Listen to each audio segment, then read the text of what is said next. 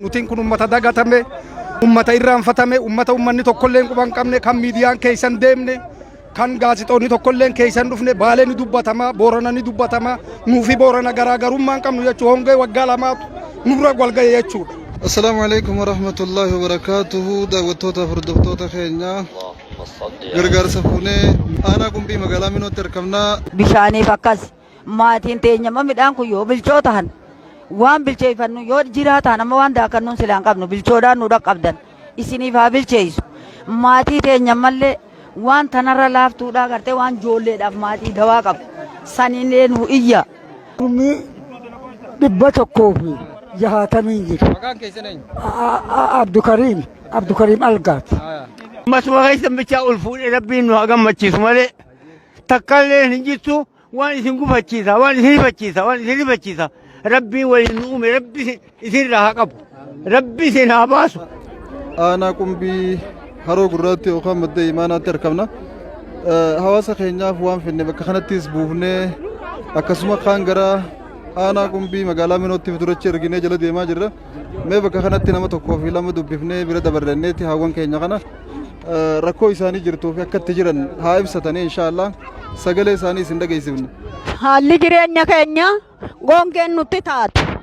Ani ilmi kiyya tokko hin qotan ilmaan isaa daddaa'ima kunoo achitti gara biraa ganda isaanii keessan talti jirtu. An armarraa addunyaan qabu fiifiin armata mana inni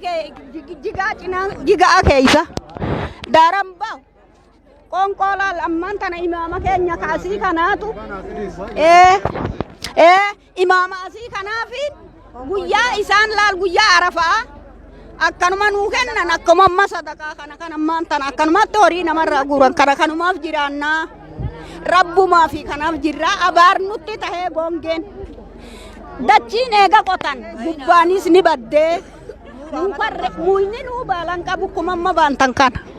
muyni mukaatuu citaa dhiisi horii abaariif fixe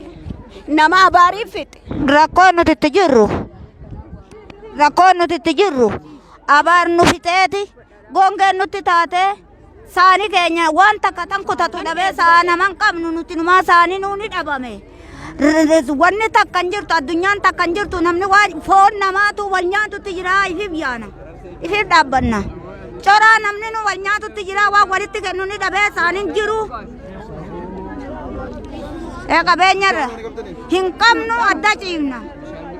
nuti waan takkan qabnu foon namaatu wal nyaatutti jirra nama qofaa wal jala yaa nuti loon lama qabna lamaanummaa sunuu nu duraa dhumani asii naman qabu anu eegaan dhufe biyya tana amma xafur keessaa gurbaan tokko qalama natti haqee waan haa kennan jiru garta arrammoo eega rabbiin imaama keenya kana nuu fide dhiiroon dhabnu jenneeti isin abdannee jirra muyni mukaa jimaallee nurraa goggogi waan ittiin jiru kaa hundaan baane jimaani goggogi bishaan hin jiran biyya tana tan hundaa isinumaa fi rabbitti abeeti jennaan. Abaariitu tahee dachiin tumboon abaar nu qabeeti jaarsi kiyyalleen jaan hin qabu huccuus taniin hin qabne laal takkittuma tanaan hin bobba qabeenya masila kanuma miskiina gara cufa keessa buusanii sila laali ormummaan keenya kun kasheekketii keessa faana buusee gaa maskiina jeefiriifaa waa xiqqoo noogeeti achittis amma sila ormi kunis sila keessa keenya kunilleen gargaarsa numaaf godha waan nu godhu ni dhabe isaanummaan kunu harkaan qaban jecha odoo qabaatanii waan nutti kennan mamaa bari keenya kunis waa dhabeeti yoo waa qabaate nutti ni kenna kunis gartee kanuma nutti kennu dhabe gongeen nutti tanaaf taate huqqullooniitis akkasii tanamaatis akkatti laal intala takka qofaan qaba michiyyoo takka daa'ima michiyyoon sun xiqqashe qabeenya kiyya kana waan hin daaran ba'u qabu ilmaan qabu ilma naagaa hin qabu. Dhuftanii nu laaluu keessanilleedhaaf rabbiilleen galata isinii haa galchuu nutilleen galatooma isiniin jenna nutiin kun uummata dagatame uummata irraanfatame uummata uummanni tokkolleen quban qabne kan miidiyaan keessan deemne kan gaazexoonni tokkolleen keessan dhufne Baalee ni dubbatama Boorana ni dubbatama nuufi Boorana garaagarummaan qabnu jechuudha hongee waggaa lamaatu nurra wal ga'e jechuudha. Hongee waggaa lama nurra wal ga'e yeroo duraatiif diinni Tigreedhaan nurratti Soomalii bobbaaseet warra buqqa'ee darmaa ol kute jechuudha. Irraa gad qubsumti teenya asirratti dhaabbannee arra dhufee ulmaan Oromoodhaatu ni jiran jedhanii nu yaadachuudhaatuuf galatoomaadha jenna. Beelaa fi qabeenyi keenya ka duraan abbaa qabeenyaa ta'e har'aan tana warra sadaqa akka miidiyaarraa dhageenyu akka warra Booranaa saniin garaagarummaa nuti qabnu hin jirtu jechuudha. Bishaan hin qabnu, nyaata hin qabnu, uummanni kun uffata hin qabu. Lafa duraan qabnu sanillee mallee araddaa jafaa diinaa qabaa mallee Soomaluma sanirra jira. Uummata buqqa'ee nu gargaaruu keessaniif galatoomaadha. Addunyaadhaa fi ammallee uummata Oromoodhaatii fi ulmaa'ii biroollee kaafteelleedhaafillee nu dhageessisaadha. Taafteelleedhaafillee rabbumaa fi uummatuma Oromoodhaa kana qabnaa jechuudha. Galatoomaa nu dhuftanii nu ilaaluu keessaniif. Rabbi isin haa jiraachisu. Hayyeegaa daawwattoota hordoftoota keenyaa haalli uummanni keenya keessa jiru kadha geessan kana fakkaataa rabbiin uummata keenyaaf rahmata haa godhu jechaa inshaallah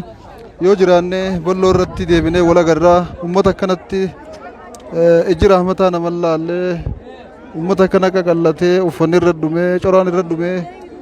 foonumaa fi lafee wali jirtu uummata akkanaatu bakka kanatti argamaa hedduu nama naasisa hedduu nama rifachiisa rabbiin rahmata uummata keenyaaf haa godhu. دعائي قدافي دي قرسلي قدافي سنين جنة بارك الله فيكم اللمين تونسا وانقاهم غرقاسا دي قرسلمي دا إيا واللاسا دي بيسا وفسيسا اللمين تونسا وانقاهم غرقاسا دي قرسلمي دا إيا واللاسا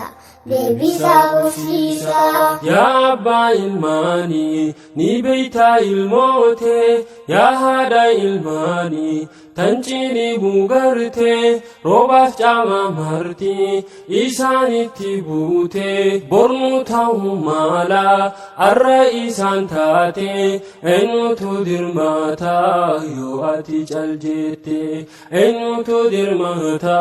يواتي جلجيتي اللمي فينتونسا وانقابون غرغارسا دقرسا لمي دا إيا وللأبسا haala kanaan namni ammoo afurachuu deemu manguddoota naa ijee naman laaltu dandeesseeti wallaahi uffata qaamarraan qaban nyaatanii garaan qaban hedduu nama naasisa gaa wanti waan rabbiin fide ta namaatii miti rabbummaan ummata keenyarraa fuudhu balaatti buuse tana yoo dilii teenya taateef dhiifama nuuf haa godhu namni callaawee kana tattaanii agartanii miti wallaahi hedduu nama rifachiisa.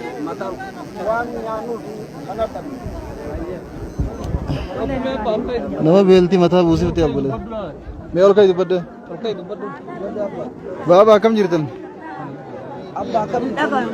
buraan dhaga'u mee haayilaandu wanni bishaan keessaa dhugutan irraa abbole horoo fala wani uti keessa jiru rabbi malee wani keessa jiru hin jirtu dhumneeti ampaan amata torban jedhabee akka lafarra deeme arra isin dhufnaa lubbuun na deebise gashaa naqadheetii nama fakkaadhamee huccuun fidaasa booyaa isin qaba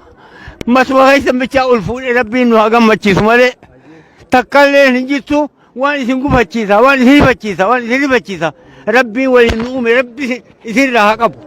rabbi isin haa baasu umrii keessan rabbi isin ittiin hisaabin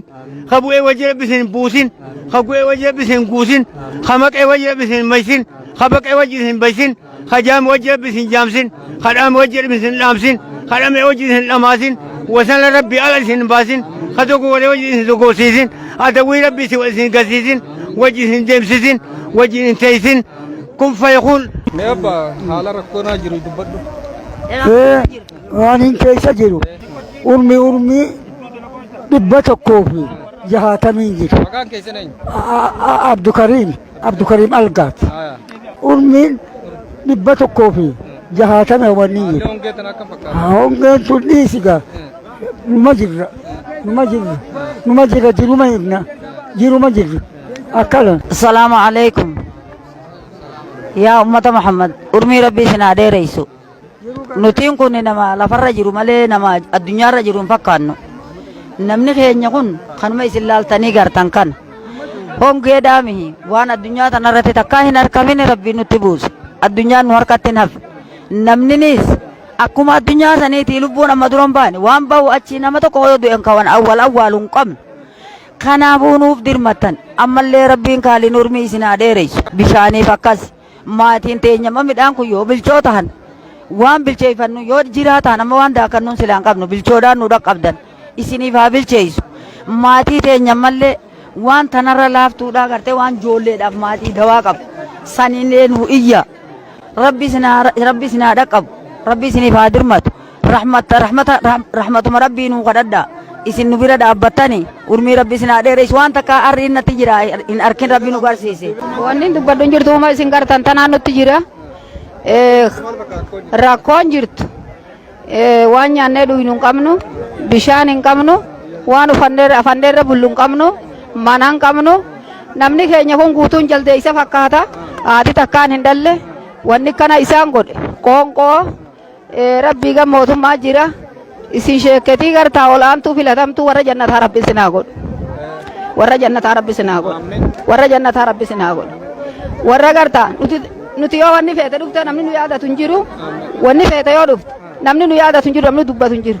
isin nu yaadattanii tan isin hin yaadillee rabbi isin haa kennu urmii rabbi isin haa dheereysu akkasitti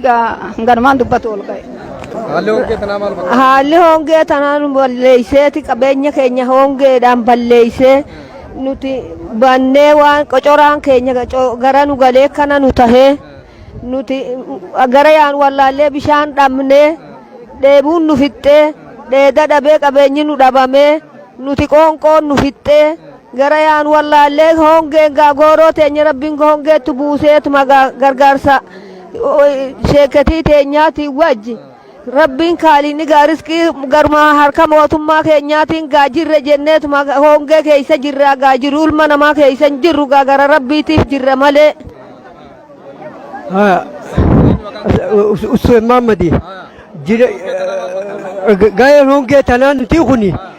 amata biyyarraa godaanneeti biyya tana keessa horii waan qabnu dhabnee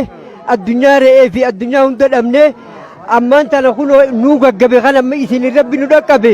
waan isin sheekan keenya kanaan nu dhaqqabeef diin keenya rabbi waliin nu haa deemu diin ulamaa iteenyallee rabbi waliin nu haa deemu ganaallee kan nu gargaartan isin gargaarsan assalaamu alaikum warahmatullahi wabarakaatuh.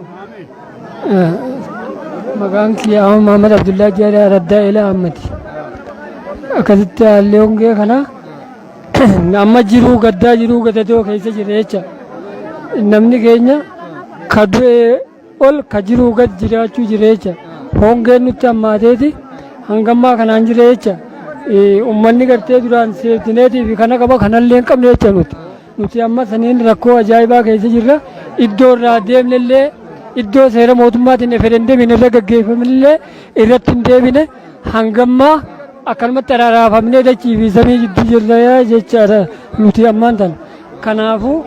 qaamni barbaachisu akka nu deeggaru barbaannaa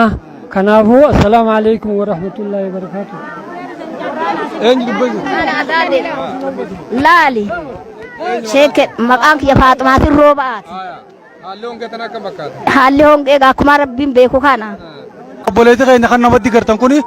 ijaas hin qabu gurrallee hin qabu jahatama isaa tokkollee hin qabu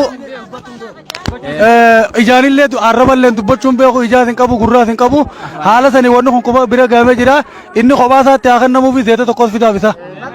kophaa isaatti fidaaf zeeta tokko fidini kafallaaf irratti tanaafuu inni kun haala kanaan jira ijaas hin qabu gurraas hin qabu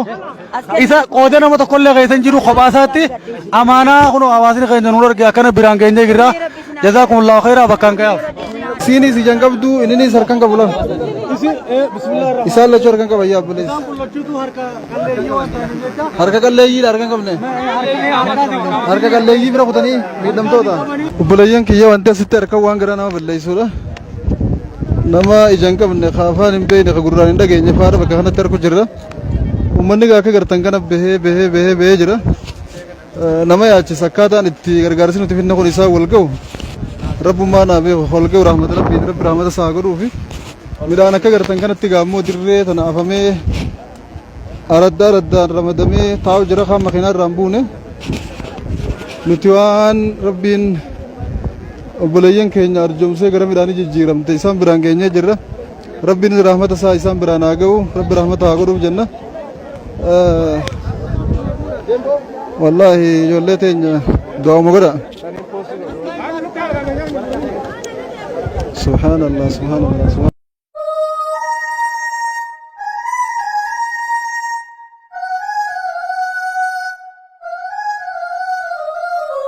Mm-hmm.